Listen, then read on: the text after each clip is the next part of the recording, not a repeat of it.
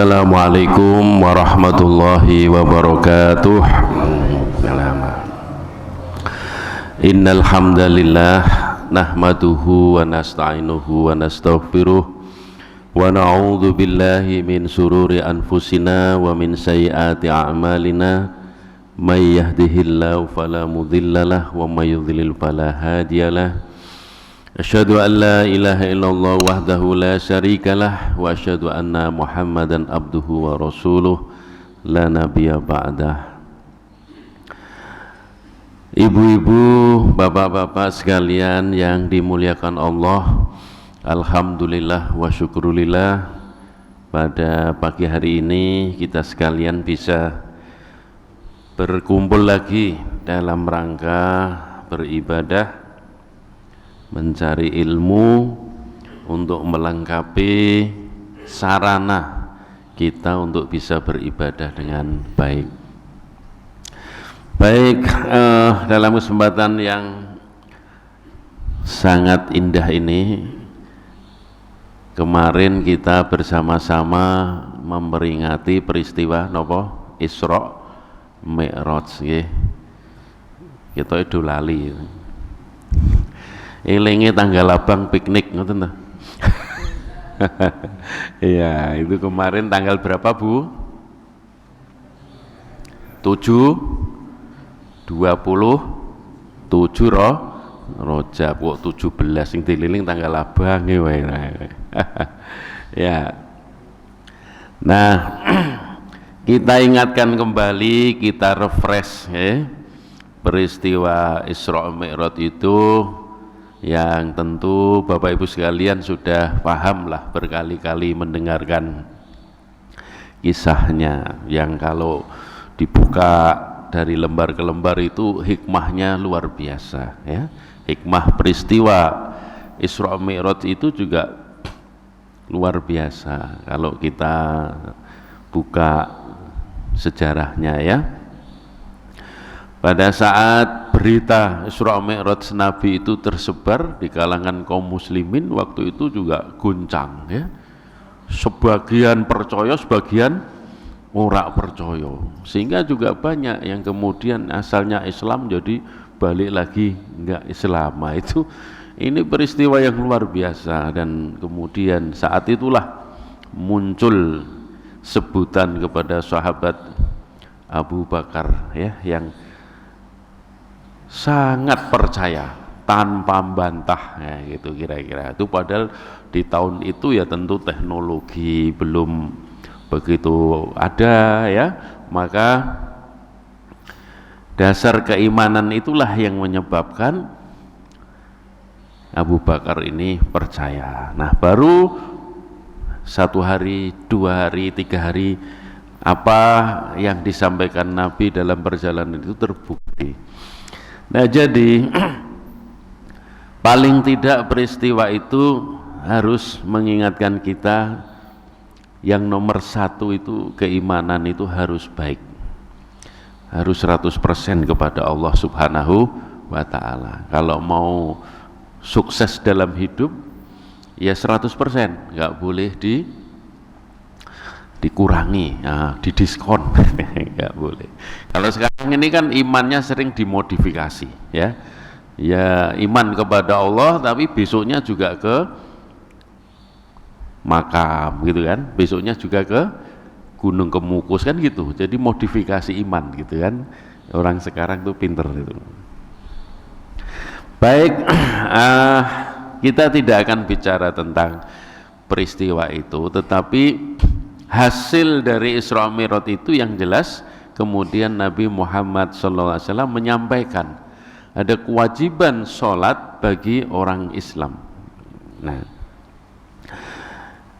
Nah, karena kewajiban maka sering kita rasakan sebagai satu beban ya.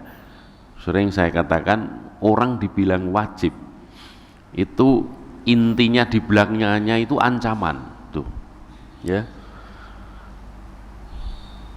Orang yang punya kewajiban itu artinya punya beban kan gitu. Misalnya wajib membayar pajak, Maka kalau tidak membayar, ya nomor 1 denda, nomor 2 ya dihukum. Nah, kan gitu ya. Anda telat membayar pajak kendaraan motor itu, ya nanti kalau di jalan pas ada operasi ya kena sanksi.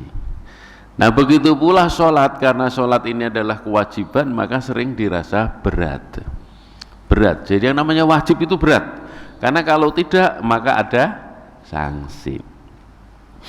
Demikian pula sholat. Jadi mindset kita itu sholat adalah wajib, karena wajib menjadi kewajiban, karena kewajiban menjadi berat. Nah kan gitu, pikiran kita kan gitulah. Kalau sampai sekarang ini kita tua merasa sholat itu kewajiban, ya selalu berat. Lah kapan kamu akan bahagia dengan sholat? Ini nggak pernah. Sebab apa? Wajib, beratnya. Nah mari kita rubah Bapak Ibu sekalian. Kalau kita ingin gitu kan menikmati sholat, maka kita harus bahagia dengan sholat. Jangan jadi kewajiban, tapi mari kita rubah menjadi kebutuhan. Kalau kita butuh dimanapun, kapanpun kita akan kerjakan tanpa harus dioyak-oyak lagi, gitu. Kita lapar, kan butuh makan. Kita roto-roto nggak ada yang ayo mangan, ora ono. Otomatis begitu lapar, cari, kan gitu. Nah sholat juga begitu. Kalau ini sudah menjadi kebutuhan kita, udah nggak usah dioyak-oyak dengan adzan gitu. Adzan itu hanya mengingatkan, tapi yang menggerakkan kita butuh itu adalah iman kita, gitu kan. Nah seperti itu. Nah salah satu cara gitu untuk bisa menikmati sholat dan menjadikan sholat itu kebutuhan, ya kalau kita tahu gitu kan fungsinya sholat, manfaatnya sholat. Nah gitu kan, gak ngerti lah apa sholat, gak ada pengaruhnya, malah ngentek-ngentek waktu, tidak produktif, malah kon wudu barang, ngorot-ngorot banyu, panjang gitu nanti, alasannya banyak ya. Nah oleh karenanya maka pagi hari ini saya ingin mengulang, karena ini kayaknya dulu pernah kita ngaji ini ya, dulu wis rodok suwe itu. Nah apa sih manfaat dari gerakan-gerakan sholat? Nah itu, jadi ini kita ngomong gerakan-gerakan sholat ya.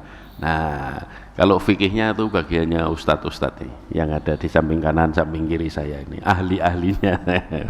Nah baik. Nah jamaah sekalian, pagi hari ini diberi judul keajaiban sholat. Jadi sholat itu ajaib, apa ajaibnya lah nanti kita lihat.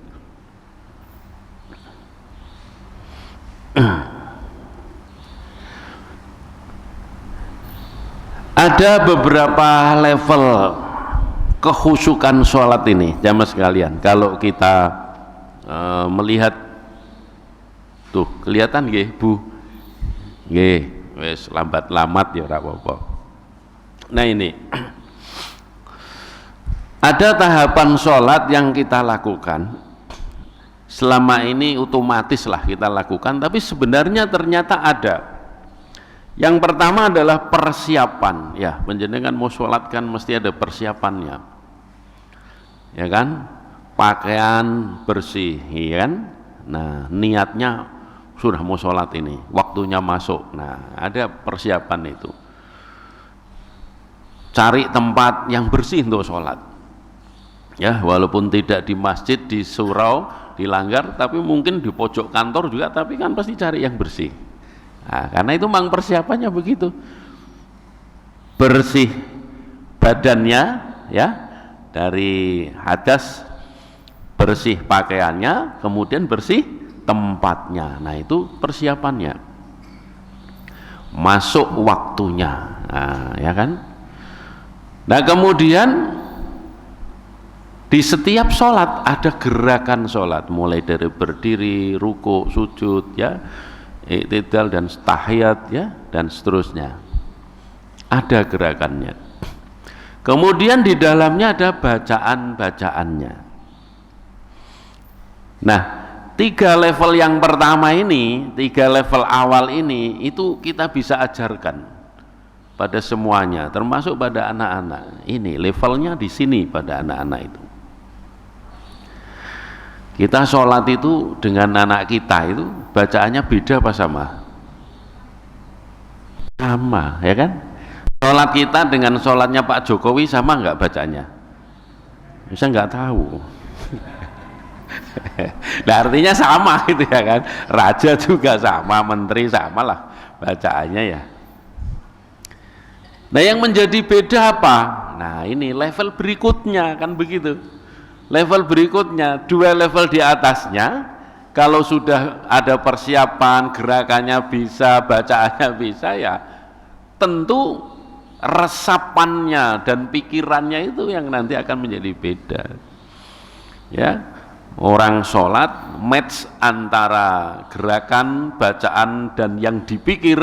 Nah, itu baru itu level dewasa. Kan gitu. Orangnya sholat di sini, gerakannya ya berdiri, ruku, sujud, pikirannya itu udah di Semarang gitu ya. Pikirannya udah di pasar. Ya terus gimana gitu kan, nggak match, nggak nyambung gitu loh.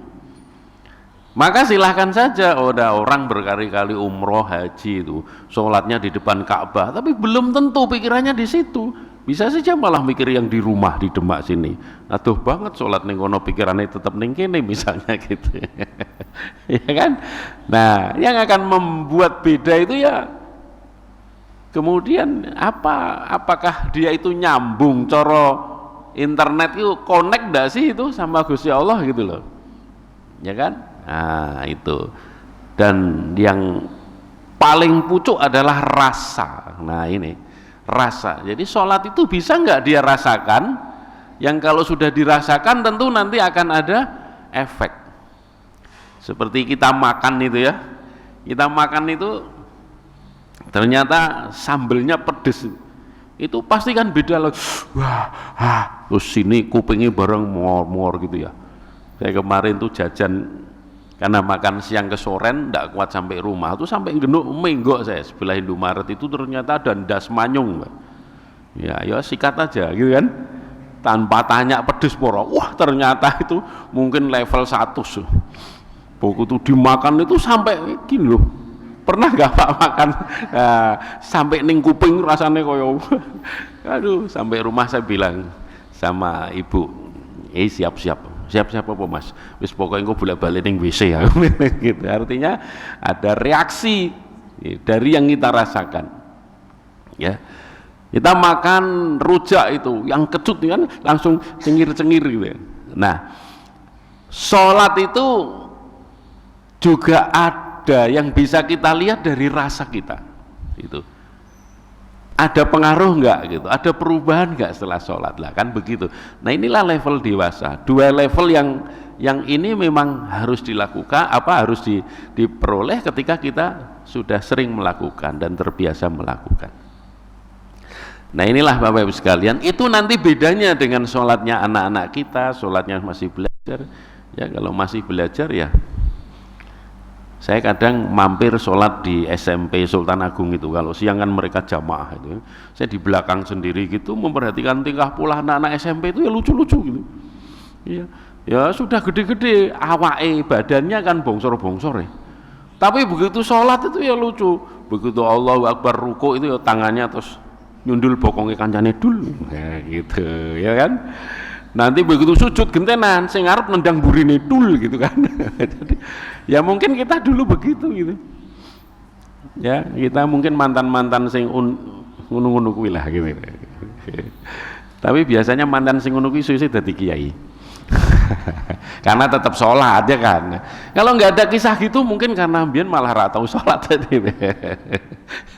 Jadi kalau anak sedang belajar sholat aneh-aneh itu jangan diusir, mari gue gerang-genah rasa sholat, ya beneran mulai rasa sholat lah. Napa mulai seneni pae kon mulai, seneng gitu kan. Nah, bukan begitu kan. Nah, padahal sholat ini kan kewajiban yang melekat ya. tidak bisa diganti orang lain. Nah itu, dan bahkan nanti pertama kali yang akan ditanyakan di hari akhir adalah sholat. Nah baik, jadi mari kita refresh kembali apa kira-kira manfaatnya ya.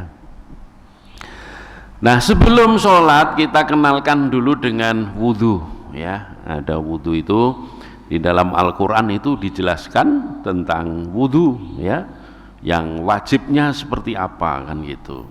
Kemudian dijelaskan di dalam hadis, Nabi menjelaskan lengkapnya seperti apa kan gitu. Jadi wudhu itu sudah jelas ada aturannya, apa saja yang dibasuh itu sudah jelas, dan bagaimana caranya Nabi menjelaskan gitu ya.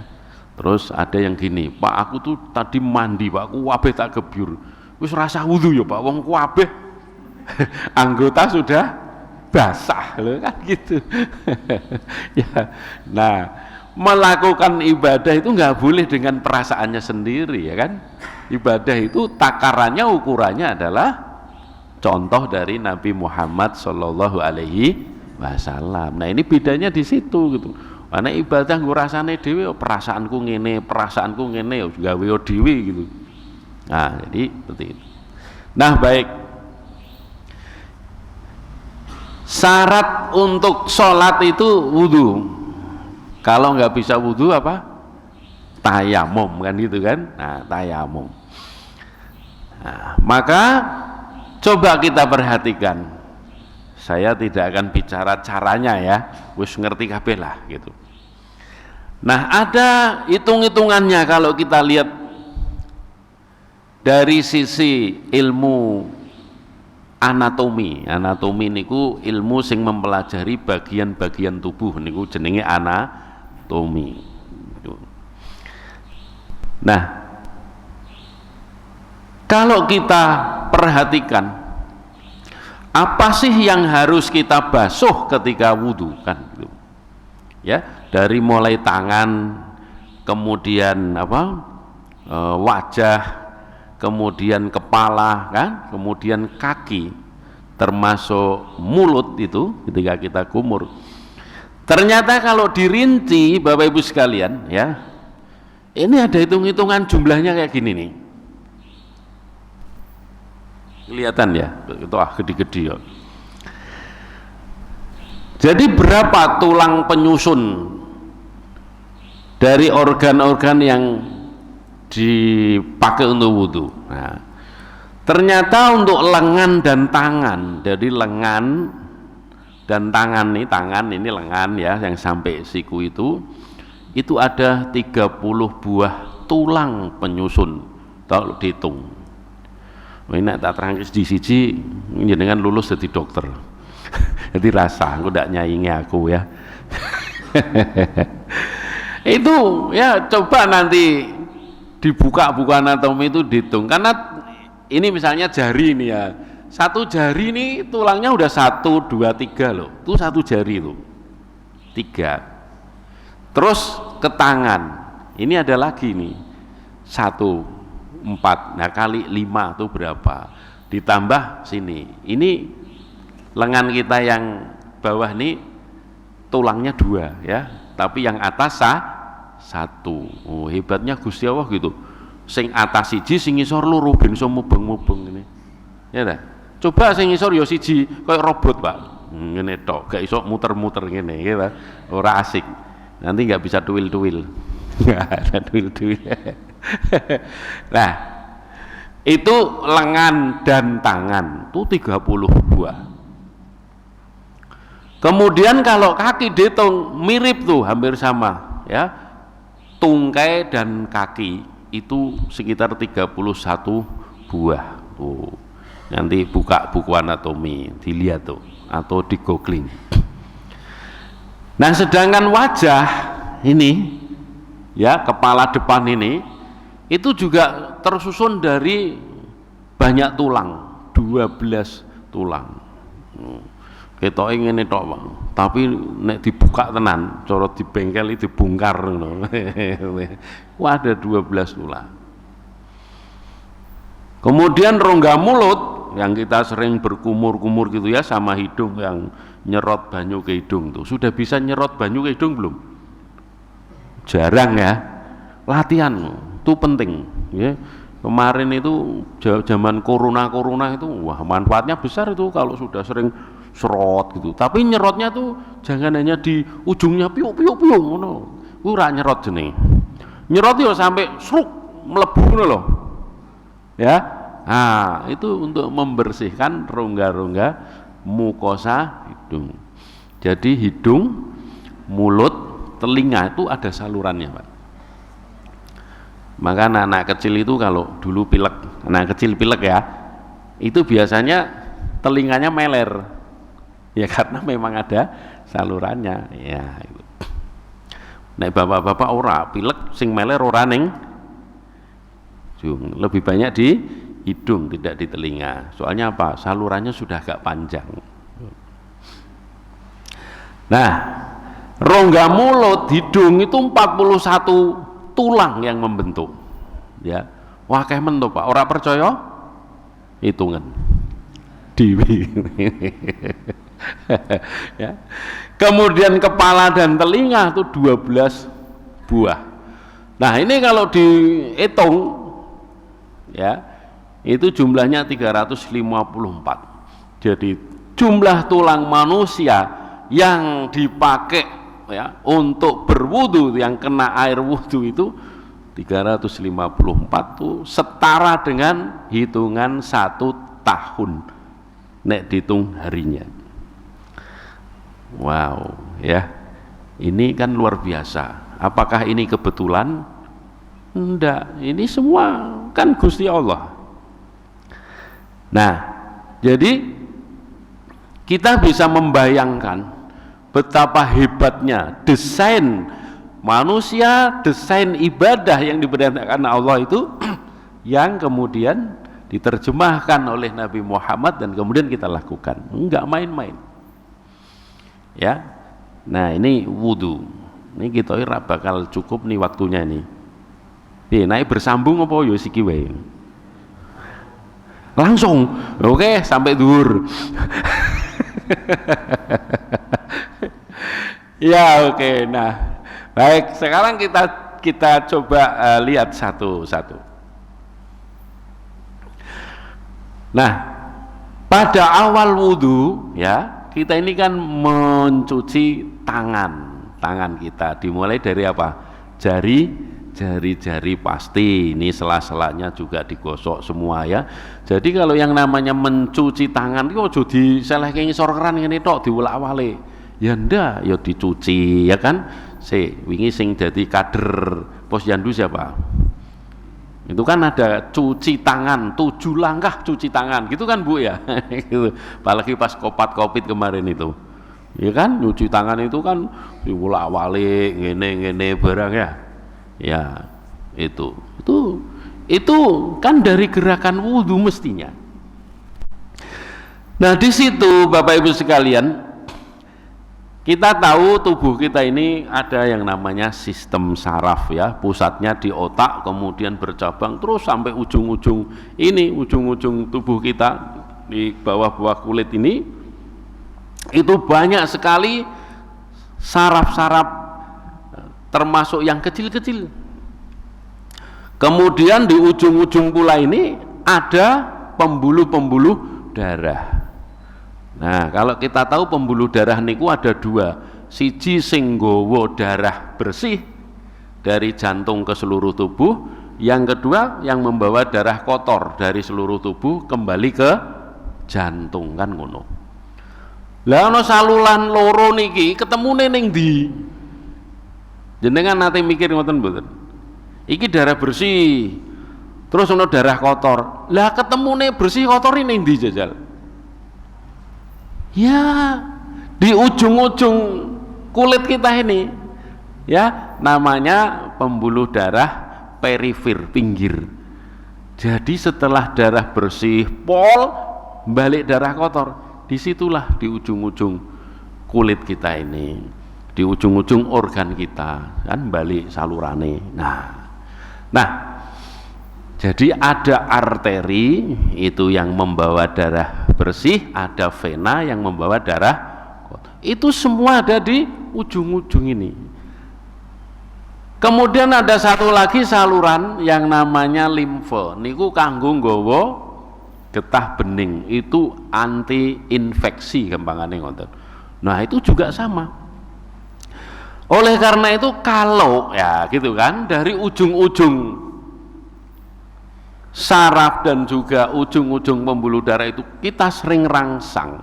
Loh kan di gosok kan ora gur ngene tok ya. Sering apa namanya kita rangsang itu dengan dibasuh. Maka itu manfaatnya akan memperlancar saluran-saluran itu. Nah, menyehatkan. Ya sampean meneng ae kaku kabeh. Ya. Maka kalau jenengan kesel kok piye itu, ayo le kene le, sikile ibu itu penyet-penyet ngono. Bar kuwi enak toh? Enak mboten Bu? Iya, jari-jarinya penyet ya kan. Kemudian telapaknya ya. Nah, seperti itu. Itu karena di situ banyak serabut saraf, pembuluh darah gitu ya. Nah, kadang-kadang kalau kita nyopir lama gitu kan, kesel gitu. Nah, leren sih ini dipejeti aja. Nah, kendu. Nah, seperti itu. Nah, dengan selalu dirangsang itu akan memperlancar aliran darah tepi tadi perifer niku pinggir nggih, dan itu menjamin pasokan makanan dan oksigen yang dibawa darah itu lancar. Nah, maka nek wudu rasa kesusu. Tapi yo suwi-suwi. Wong kancane antri karo ngenteke banyu. Ya, maksudnya ya seperlunya gitu kan. Kalau kemarin cuci tangan tuh berapa menit? Kesuwen mosok cuci tangan 7 menit. 20 detik. 20 detik cukup. Tapi efektif gitu ya. Nah, itu. Nah, selain pembuluh darah maka juga tadi akan merangsang saraf, stimulasi saraf. Nah, banyak simpul-simpul saraf di situ. Nggih. Jadi misal kita merem terus goleki duit koin ya, goleki gramake ketemu tek merem. Sampeyan ngerti nek kuwi koin? Tahu. Nang apa tahu? Ya, karena tadi saraf-saraf atau reseptor saraf di ujung-ujung kulit kita ini sudah mengenali. Karo merem lho gramake, oh iki HP, ngerti? Karo merem gramake kacamata, tahu enggak? Iya, karena ujung saraf kita ini kemudian memberi sinyal di otak, tek kacamata, tek bojo, tek bojone wong. Nah, iki ngerti Ibu. Ada sinyalnya. Itu karena ada ujung saraf ya. Jenengan gak sengaja ngidak apa? Tegesan sing ijek urip otomatis mencolot. Wah, gitu.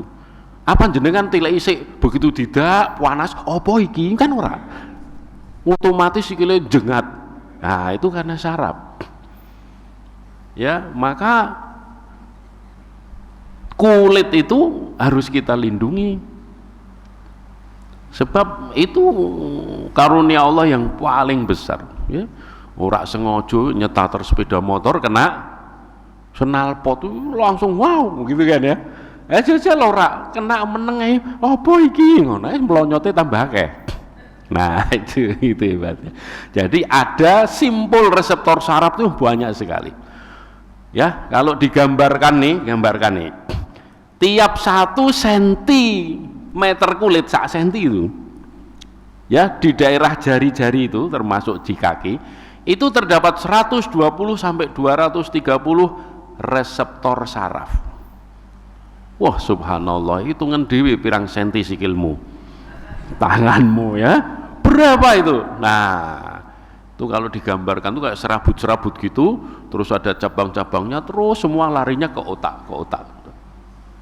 Nah, maka kita akan tahu begitu dijiwit gitu ya, dijiwit gondine gitu, kita tahu oh lengene dijiwit, begitu sing kanan dijiwit lengane reaksi ngono, ngerti ora kok kene dijiwit kene sing ngene ora kan. Nah, itulah hebat ya. Nah, jadi ibu-ibu sekalian, dengan menggosok sela-sela jari yang rutin, paling tidak kalau kita mau wudhu, subhanallah, itu akan memperlancar jalan-jalan darah, jalan-jalan kelenjar limfa untuk kekebalan kita ya. Itu dari wudhu. No, baleni neh dari wudhu. Maka lek wudhu ojo kergesa-gesa, surut pokoknya yang penting teles. Nah, itu zaman cilik biyen. Nah, latihan wudhu. Kemudian Bapak Ibu sekalian, yang disuruh membasuh saat wudhu adalah bagian tubuh yang biasa bersentuhan dengan dunia luar. Oh, kan gitu. Yang lain kan dikasih pakaian, baju, ini kan. Nah, yang sering kena dunia luar, udara kotor, itulah yang dibasuh. Ya kan? Wajah, telinga, tangan, kaki itu.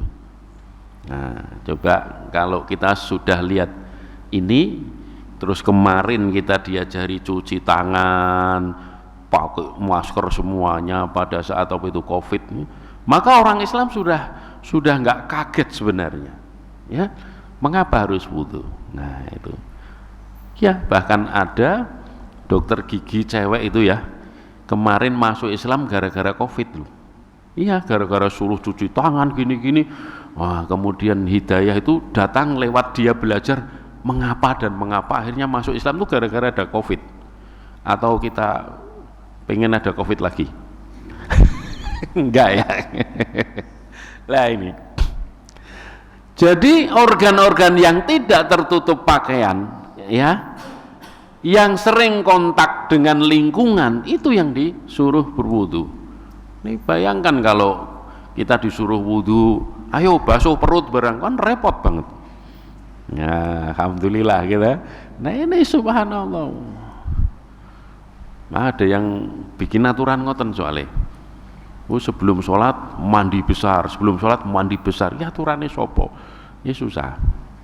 Nah, jadi yang sering mengalami kontaminasi kotor dengan lain itu di wudu.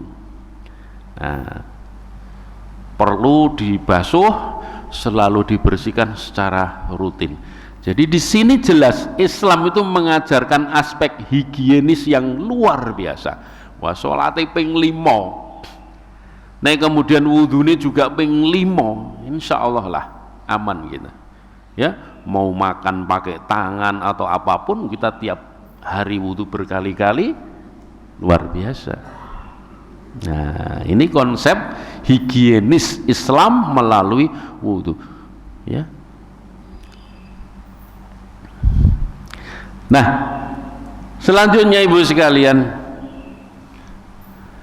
pada daerah ujung lengan, jadi siku ke bawah ini, siku ke bawah maksudnya ya, siku ke bawah, kemudian ujung tungkai niku sing ngisor niku nggih, itu lutut ke bawah. Itu banyak sekali titik-titik penting yang sering dipakai ahli akupunktur. Nah, ngopo? Karena di situ banyak simbol-simbol saraf tadi saya bilang. Ya, di situ kalau sering kita wudhu tentu dibasuh ya, bukan disiram. Beda membasuh dan menyiram. Nek nyiram harus gebyur ngono tok. Tapi kalau dibasuh itu ada sentuhan tangan, meratakan, merapikan, mungkin sisan mejet-mejet itu ya. Nah, itu seperti merangsang atau stimulus yang akan memperbaiki fungsi-fungsi. Nah, jenengan nek mempelajari apa akupunktur Cina itu ya, itu kan ono gambar sikil, terus ono bagian-bagiannya gitu. Wah, iki jeruan, iki jantung kan ngoten niku. Nah, ya seperti itu. Nah, oke ya. Nah, dengan selalu dicuci, dibasuh, dirangsang dan seterusnya akan memperbaiki fungsi. Nah, itu hebatnya Masya Allah ya, itu dari wudhu. Maka rancangan Gusti Allah perintah wudhu itu bukan perintah remeh, nggak main-main gitu. Ora angger ning kolam sikile celupke kolam sikile. Nah, oke. Oke, lanjut. Nah, kemudian ini ada satu lagi tentang membasuh telinga. Oh, membasuh telinga itu. Basuh telinga, oke. Nah,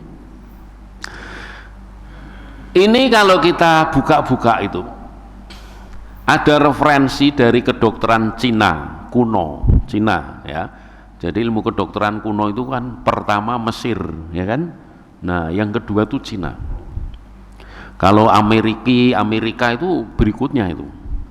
Ya. Nah, jadi digambarkan oleh ahli kedokteran kuno Cina itu telinga ini ya, itu adalah representasi dari tubuh manusia. Maksudnya pripun? Ini. Jadi ini nih telinga yang gini tuh dianggap seperti bentuk janin. Janin ngertos nggih? Calon bayi itu. Wah, melungker ning jero ngono kuwi. Nggih. Kepalanya itu ini kepala, dianggap kepala, jenenge cuping sing empuk kenyil-kenyil. Nah, itu dianggap kepala. Ya. Kemudian rongga di dalam nih lubang ini adalah rongga tubuh kita itu di dalam. Sementara punggungnya itu yang ini, yang luar ini gitu. Jadi ini kepala, terus ini punggung, terus ini yang kaki, ini adalah bagian dalam. Itu menurut mereka begitu. Nah, ketika kita kemudian membasuh telinga, itu kan jarinya masuk lubang, kan ngono ya? Jarinya masuk lubang, jempolnya di belakang, kita tarik ke depan, kan ngono, ya? Seret kan gitu. Nah, itu. Nah, itu seolah kita sedang merangsang atau menstimulus gitu.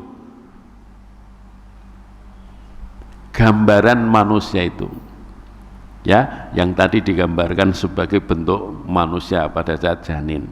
Nah, ini disebut dengan brain game. Nah, game jenengan sok krungu game Korea iki apa jenenge?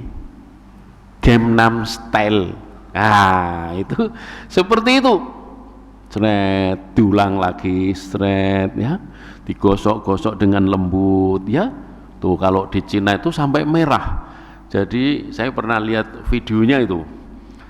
Spa ala Cina tradisional itu orangnya tiduran, selain badannya itu ternyata telinganya tuh dilus-lusin sampai merah gitu ya. Nah, ini diyakini oleh mereka itu ini akan menambah atau menguatkan konsentrasi dan daya pikir. Wah, tuh daya pikir terus. Subhanallah ya, itu dari telinga. Nah, jadi kalau kita buka pelan-pelan gitu apa manfaat itu, subhanallah itu, maka langsung telingane barang lali.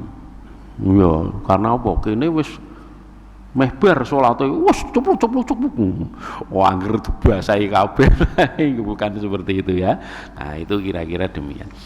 Nah, itulah Bapak Ibu sekalian, kira-kira sebagian dari manfaat wudu. Wudu. Ngoten nggih. Nah, jadi mengapa kita mesti wudu sebelum sholat? Nah, itu nanti pelajarannya beda lagi, namanya filosofi sholat. Nah, itu lain lagi. Nah, baik, sekarang kok wis meh jam 6, kita selesai jam berapa Pak? Jam 6 Zuhur. Jam 6 ya. Saya itu jam 8 harus khutbah nikah. Nah, jadi dibagi-bagi nggih. Gitu. Sakjane pengen nikah, tapi ini hari ini khutbah nikah dulu gitu. Guyon loh Bu. Ya, baik, sekarang kita lanjutkan. Nah, Bapak Ibu sekalian, yang berikutnya adalah gerakan sholat. Gerakan sholat. Kok nek rak rampung ya bersambung ngono wae gitu. Muga-muga rak lali. Gerakan sholat. Ini siapa nih ya? Ini santri Darussalam. Ya, baik. Nah, coba kita perhatikan dulu gambar ini. Ini adalah lingkaran gerakan sholat. Ini yang menghitung-hitung ini orang yang pinter matematika dan fisika. Ya kan? Kalau lihat derajat-derajat ini kan, gambar ini kilingan zaman sekolah. Dulu pelajaran yang paling kita benci kan gini iki. Angel. Dan kita diajari matematika sing rumus sing macam-macam ku ora ngerti manfaatnya. Ya ora. Maka jeleh wegah. Nah, ini memang harus dirubah ya. Maka sekarang tuh ada pelajaran-pelajaran yang menyenangkan untuk matematika, fisika sing jadi momok-momok itu udah diolah, dirubah menjadi pelajaran yang menarik. Nah, saya dulu pernah belajar itu tapi belum sempat sampai yang matematika, fisika. Namanya biologi iman. Nah, itu saya ikut belajar itu.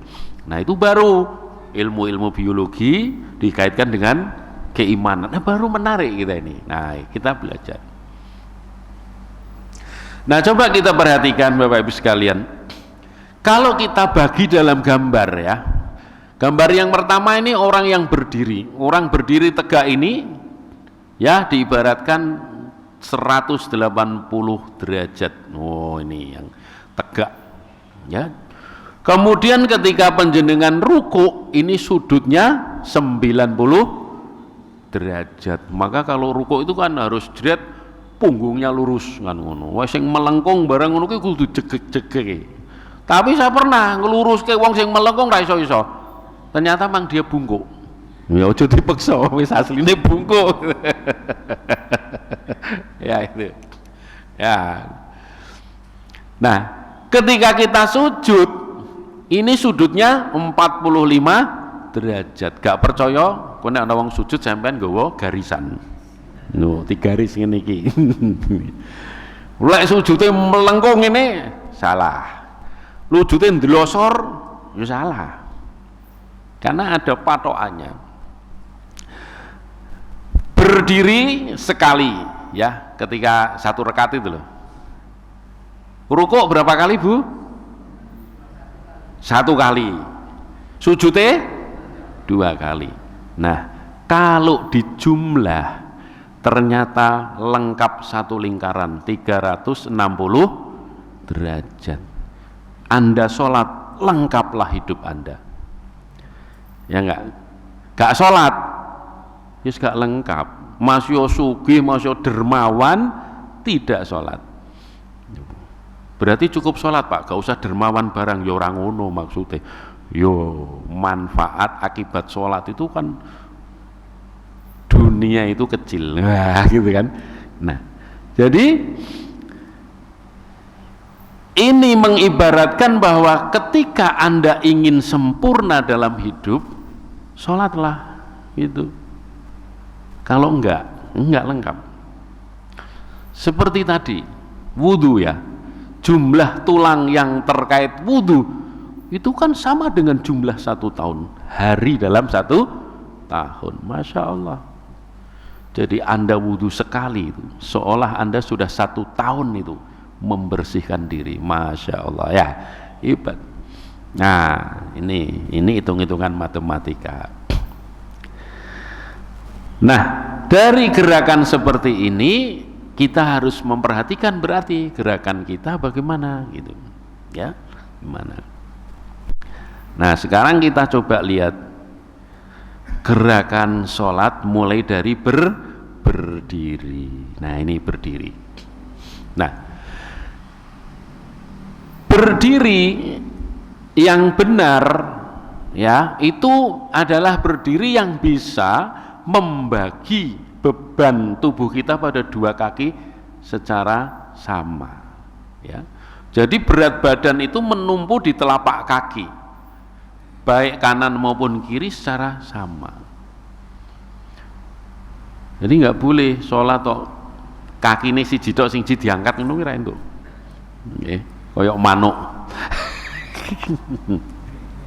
Tapi saya pernah lihat itu ada orang sholat mungkin gatel sikile ya, sikil sing sini garu-garu sebelahe ngono ki ya ana ya.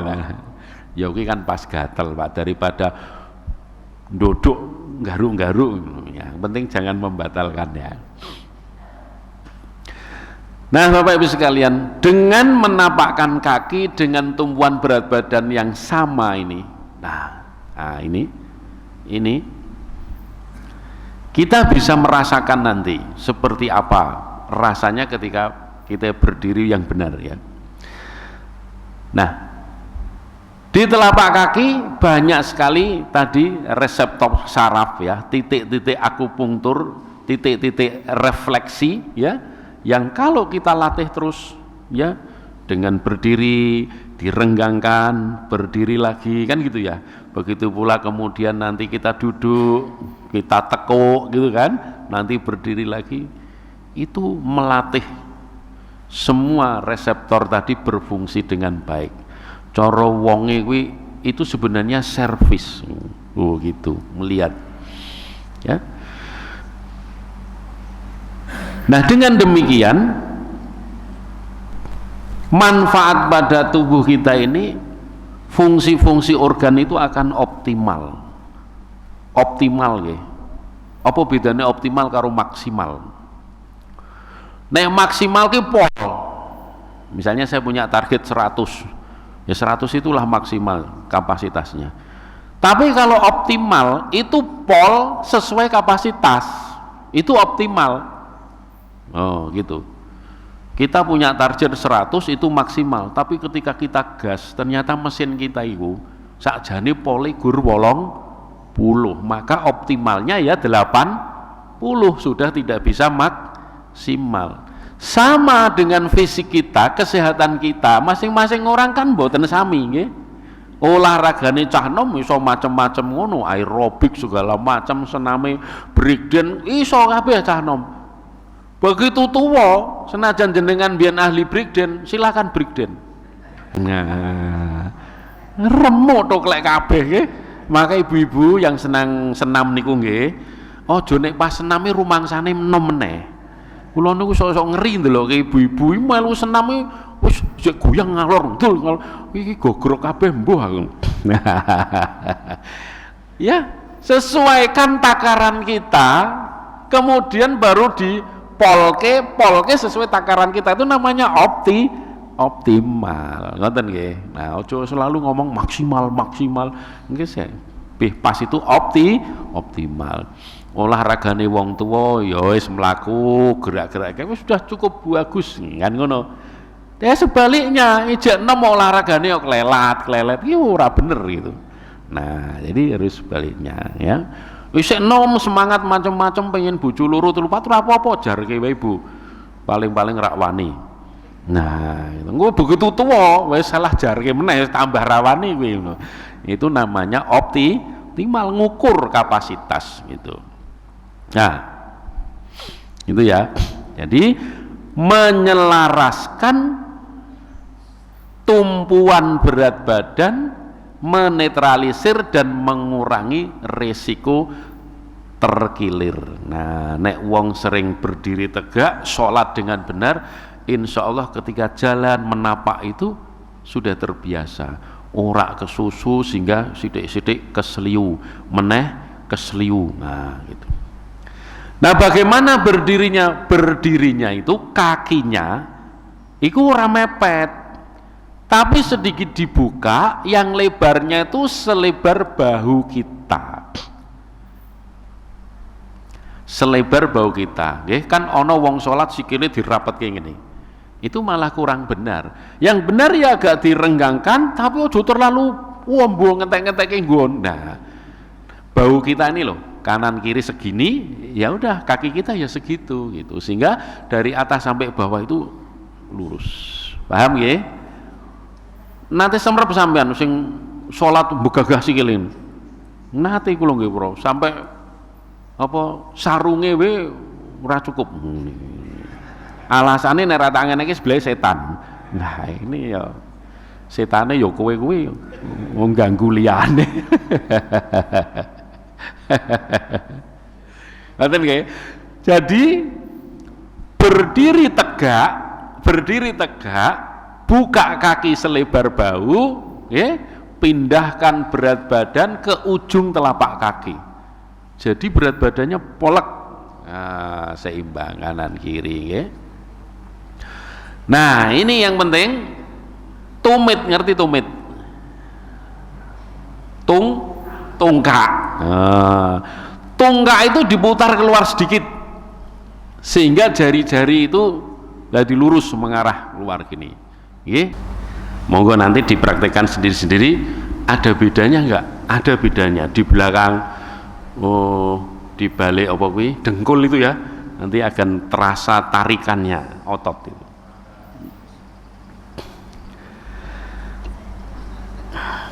Nah, jadi efek lain dari berdiri dalam sholat itu, tumpuan berat badan yang merata akan membuat kompaksitas susunan tulang-tulang penyangga tubuh niku menjadi rata dan padat. Ya, apa yang disebut osteoporosis niku kan pengeroposan tulang. Itu biasanya terjadi karena dulu waktu pembentukan tulang niku ora padet. Nggih, mula wong-wong gunung nika utawa jaman biyen sing sering manggul, mikul segala macam awit nom, kuat-kuat ra ono sing osteoporosis. Ketika tulang tumbuh terus dilatih gitu dengan beban itu padet. Nah, kalau ini kita lakukan sejak kecil, masa tumbuh, subhanallah, kuat tuh tulang-tulang anak-anak ya. Nah, ini rahasianya kenapa Nabi memerintahkan kita supaya anak-anak kita mulai umur pinten 7 tahun harus diajari sholat. Itu wis paling lambat 7 tahun. 10 tahun ini dia urung genah jewer. Saiki hati-hati KDRT. Ora wani ngajari sholat. Lha piye? Wah, anakku wis telepon polisi ya, Pak. Asem tenan. Wah, ini gawat ya. Nah, ini. Jadi padat. Oke, dengan apa namanya, melatih beban pada tubuh kita secara terus menerus, maka pembentukan tulang itu akan padat, kuat. Nah, kalau padat kuat, maka resiko fraktur niku patah tulang dan seterusnya itu kan jadi lebih kecil. Wong biyen niku wong do tiba ki jarang sing sampai patah tulang berat-berat. Saiki lho ya. Saiki pleset sithik napa patah tulang. Nah, Jojo kuwi memang keropos itu. Itu. Jadi kalau barang itu padet itu kan kuat tuh, digwaproke ngene ora apa-apa. Tapi kalau jerone iki gerowong-gerong kena apa sithik yo patah. Nah, ini ya. Begitu pula kemudian ini ada kaki yang bentuknya X atau O ya, dan seterusnya. Ini kan kadang salah latihan mulai kecil. Anak belum saatnya jalan wis di latih melaku, bebannya jadi nggak kuat ya. Dia akan melengkung atau kemudian jadi X. Nah, gitu ya. Nah, itu salah satu manfaat. Nah, oleh karena itu maka ketika sholat itu selain tadi ya konsentrasi kita kepada Allah, baca ayat dan seterusnya, maka secara fisik kita harus perhatikan. Bahkan di dalam Al-Quran itu disebutkan tidak boleh malas di dalam sholat. Artinya malas apa? Gerakannya itu ya harus disiplin, tenanan ya. Jangan seperti orang munafik. Di Quran loh ini, dudu aku loh ya, nanti dibuka surat An-Nisa ayat 42 itu ya. Itu udah langsung itu Gusti Allah itu yang langsung nyindir, kelek sholat serius. Wah, gampangannya ngono. Nah, jadi sekali lagi berdiri yang benar dalam sholat seperti itu. Nah, ini kita lihat posisi berdiri yang 180 derajat tadi dengan konsentrasi. Matanya kemana? Ke tempat sujud. Untuk apa sih? Apakah melihat sajadah? Karena di situ ada handphonenya, khawatir hilang? Enggak ya. Orang kalau mau konsentrasi itu biasanya pandangannya itu ya diarahkan pada satu titik, kan seperti itu. Nah, itulah jadi melihat tempat sujud artinya konsentrasi kita ke sana, membayangkan itu adalah Baitullah. Nah, itu konsentrasi. Ya, harapannya tentu menjaga tumak ninah selama sholat dengan melihat satu titik. Nah, gitu kan. Nah, Pak, gimana Pak kalau ternyata ono duit tiba kelinding waduh, kan saya ya sholat tapi kan saya manusia Pak. Yo manusiawi begitu kelinting pengen ngerti mripate mubeng balik neh to. Jangan terus ning kono engko bar salam tak jupuk. Ora kuwi beda meneh itu. Nah, ya, jadi seperti ini. Subhanallah ya. Sekarang kita selesaikan aja berdiri ya. Berdiri.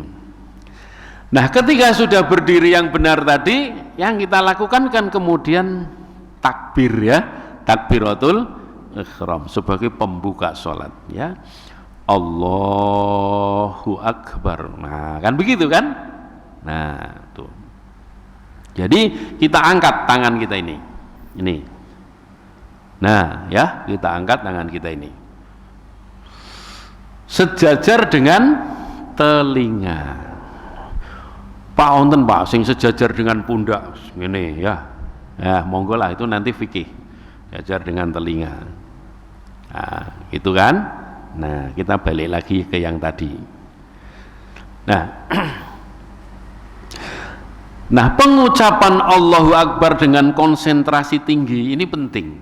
Kenapa? Karena begitu Allahu Akbar, kalau kita buka HP itu, wifi kita cek judulnya tersambung. Gitu? Nah, itu. Kalau yang pertama ketika sedang niat itu menyambungkan, ngono cara HP iki. Tapi begitu Allahu Akbar harus tersambung. Itu. Dan selama sholat status koyo HP gue harus tersambung terus. Kok ning tengah-tengah hilang, trit. Ya, sinyale hilang. Sampeyan iso komunikasi ra karo Gusti Allah?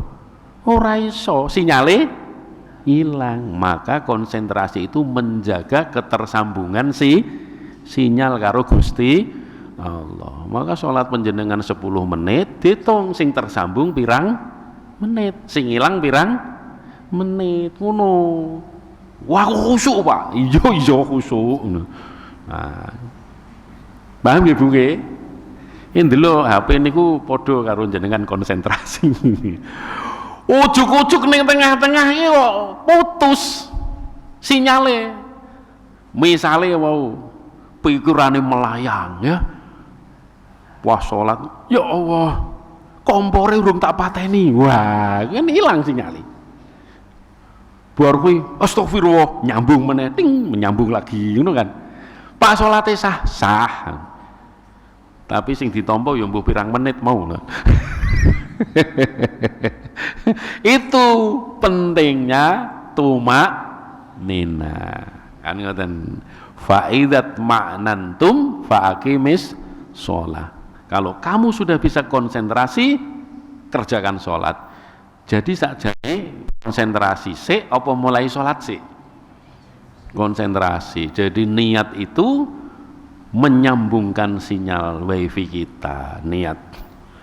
Neng ora perlu usolli baleni meneh, usolli baleni, kan ada yang gitu ya. Saya pernah ora sida salat guru-guru sebelahku ngono kuwi. Ora barbar. Usolli. Aku terganggu ngaleh aku. Bukan berarti kok aku serik karo usolli ora lho ya to. Ora kok kaya sapa wingi sing pidato ke Pak Menteri. Salah-salah guru-guru sebelah zikir, kurang ajar itu. Nah, jadi itu. Nah, ketika Allahu Akbar ini ya, huruf A itu, ini yang bicara bukan saya, ini Profesor Van der Hoeven nih ya, saking London nih, itu meneliti. A ngeten niki, A kan ngono. Allahu Akbar kan A. A-nya itu begitu kita bicara ngoten niku, itu penelitian beliau mengatakan itu melapangkan sistem pernafasan. Jadi mengontrol gerak nafas. Allahu Akbar. A-nya itu loh. Nah, L-nya kan Allah itu kan ono L-e. Allah tulisannya kan Allah. Gitu. Tulisannya A-W-O-H apa A-L-L-O-H? A-L-L gitu. Tulisannya Allah Pak, macamnya Allah piye? Ya terserah, pokoknya munine Allah karena bahasa Arab atau bahasa Indonesia kan. Huruf L-nya niku ketika kita baca Allah A-L-L itu kan lidah kita tertarik ke atas. Allahu Akbar, ya, ke langit-langit. Ya, agak tergelintir sedikit ke rahang atas. Ini rahang atas bawah, ya. Nah, kemudian sejenak kan tertahan. Allah kan ya, rodok tertahan Allah ngoten niku. Nah, ini membentuk rongga tertentu di rongga mulut ini untuk merelaksasikan nafas. Allahu Akbar. Nah, jadi sistem pernapasan itu tertarik set megar lah istilahnya gitu. Nah, kita tahu ketika paru-paru kita ini penuh dengan oksigen, itu bagus. Karena oksigen ini nanti dipakai untuk membersihkan darah. Jadi ketika kita nyerot lewat hidung, seret, ini kan memasukkan oksigen. Di dalam niku mangke sing nganggo niku paru-paru. Ya, paru-paru. Tapi begitu kita keluarkan, nafas kita yang kita tarik kemudian kita keluarkan, kuwi ora sing bar kita tarik kita keluarkan tuh enggak. Yang keluar itu adalah perasan dari paru-paru juga, ya, yang diperas dari darah. Jadi oksigen dari luar kita serot, di paru-paru itu telusup ke darah, beredar. Sedangkan nafas yang keluar itu perasan darah yang dari paru-paru, ya, itu bukan oksigen tapi CO2 keluar. Jadi yang merubah-rubah darah ini bersih atau kotor peran dari pernapasan. Makanya semua darah itu lewat paru-paru, Pak. Yang sebelum diedarkan dan yang sesudah itu semuanya lewat paru-paru diperas, ya. Sing kotor ku diresiki, CO2 ne dintokke lewat pernapasan kita, ya. Kemudian diisi lagi dengan oksigen, baru dimasukkan. Itulah fungsi paru-paru. Makan jenengan ngolah paru-paru nika nggih, parune wedhus, parune sapi nggih, warnane napa? Ya, berungga-rungga dan merah karena memang di situ fungsinya nggih. Nah, maka dengan Allahu Akbar, nah itulah fungsinya.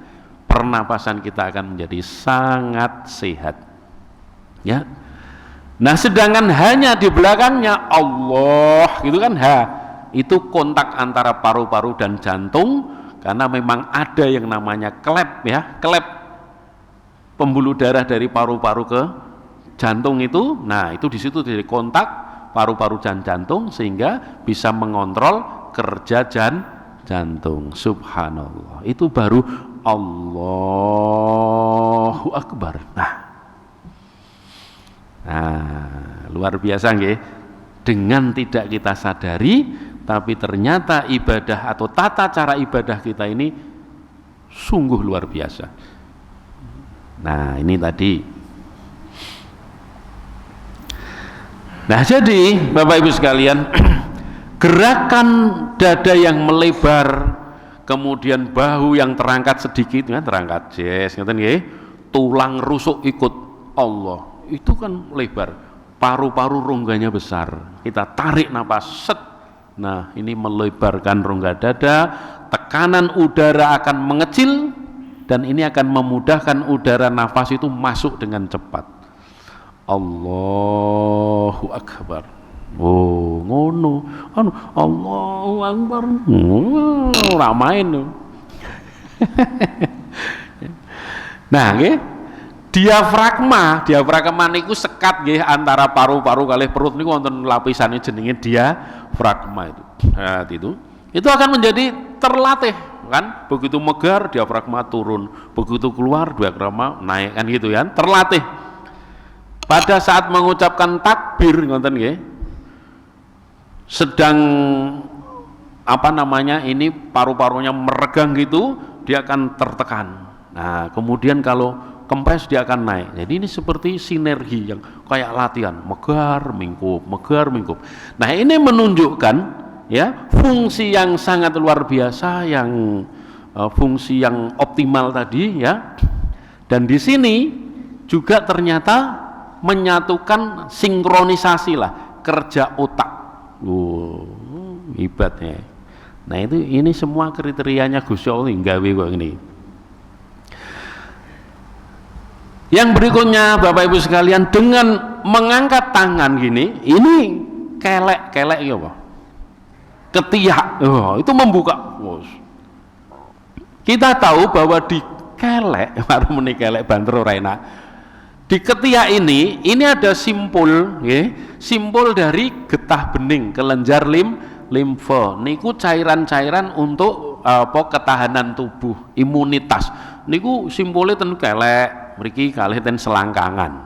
Nggih, mula nek jenengan ana infeksi apa-apa kadang-kadang selangkangane melu lara, rada gedhe niku karena dia memproduksi banyak getah bening untuk melawan infeksi. Nah, begitu dibuka gitu, nggih, di situ ada yang namanya stasiun regional utama peredaran limfa, getah bening niku wau.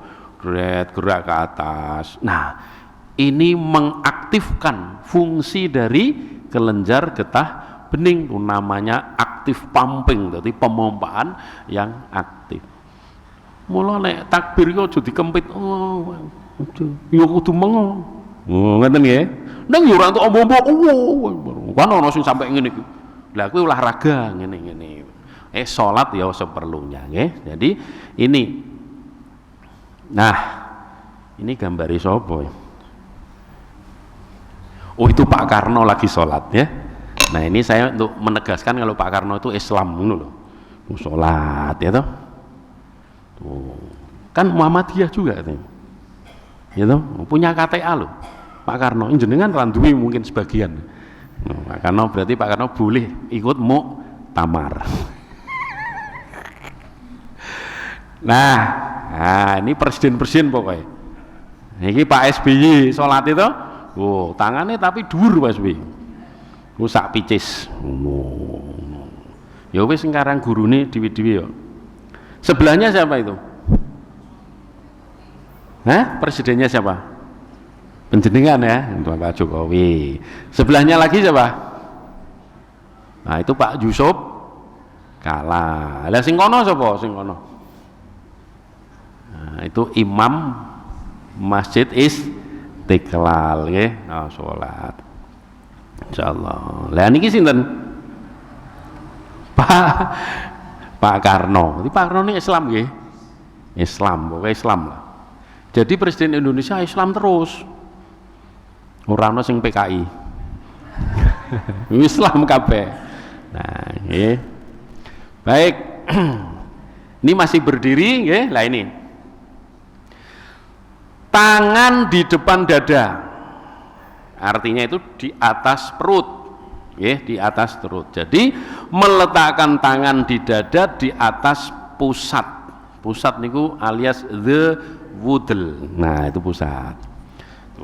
Nah, dengan posisi seperti ini bahu ini akan terangkat. Tapi kalau tangan kita turun, bahunya tidak terangkat. Kenapa begitu? Tadi tetap menjaga simpul kelenjar limfa di ketiak, setelah Allah Akbar, tetap ini terjaga megar. Jadi kalau begini pasti bahu akan agak terangkat. Nah, ini mempertahankan posisi ketiak tadi yang tetap terbuka sebagai stasiun regional peredaran limfa ketika sholat, ya. Nah, tapi bagi yang malas-malesan ya, meletakkan tangan di bawah pusar, pemeneh nutupi manuk, wah itu enggak akan mendapat manfaat apa-apa itu. Pak, tapi wonten Pak sing bar Allahu Akbar terus tangannya lurus. Ya ada, fikihnya begitu ada ya. Nah, tapi kalau kita lihat maksimalkan fungsi sholat, ambil yang tangannya di atas perut. Paham ya? Nah, gitu. Nah, ini gambarnya nih. Oh. Ki tangannya sopo iki? Yang jelas tangan petani ireng kok. Iya, nah itu. Nah, ini ya. Nah, ini tuh insya Allah yang seperti itu. Pak, kalau yang seperti ini, wah ini gambar nih. Itu mosok ono bintang-bintang film pakaiane ngono do salat. Ya mungkin ya zaman biyen ya kan. Ini kan negeri entah berantah. Tapi kan imamnya saka Demak kuwi delokon iki. Ini hanya menggambarkan cerita anak-anak saja ya, bahwa para hero itu ya salat, imamnya sapa? Sunan Kalijogo. Ngono wae, gampang itu karena ya memang gitu. Nah, inilah Bapak Ibu sekalian, karena jamnya sudah siang, maka mohon maaf belum bisa seluruh gerakan sholat. Jadi to be continue, artinya bersambung. Niku nek jenengan gelem, nek ora aku beneran ora kesel. Baik ya. Nah, mudah-mudahan dengan sedikit tambahan ilmu tentang manfaat gerakan sholat ya, yang diberi judul keajaiban sholat, kita sholatnya jadi tambah sregep dan serius ya. Berarti sholat sisa olahraga Pak, terserah lah, pokoknya tetap sholat ngono ya, daripada olahraga ra sholat tapi sholato tetap olahraga lah ngono loh. Itu bagus. Itu saya sering di WA teman-teman SMA tuh, angger jam 6 di WA, ayo lur ning simpang 5 lur, ngono kuwi mesti. Aku mikir lah uripku kok kanggo ning alun-alun ya, ora kan ya, artinya ya pilih-pilih.